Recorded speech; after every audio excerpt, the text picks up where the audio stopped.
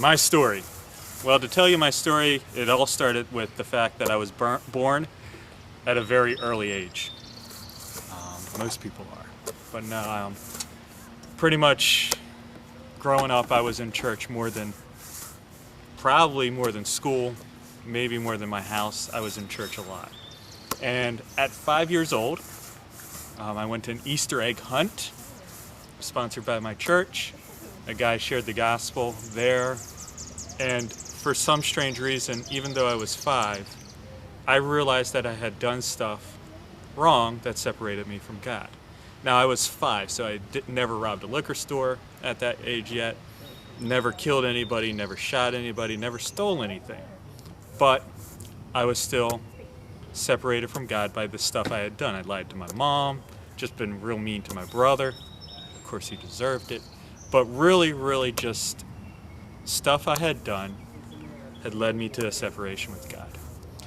The guy said, come forward and I'll talk to you about what Jesus did to hook you back up with God. So I did. Pastor of the church took me into a room and he just talked with me. And we ended up saying a prayer together. In this prayer, I just pretty much reached out to God and said, Lord, I know I've done stuff that has separated me from you. I've done stuff that you have not liked. I've done stuff that damaged our relationship in the way a 5-year-old can say this. Please allow Jesus to come into my heart and save me from my sins. Did I understand everything I was doing? Could I have defined the Trinity? Could I have argued predestination and free will? No. I was 5. I was clueless about all these things.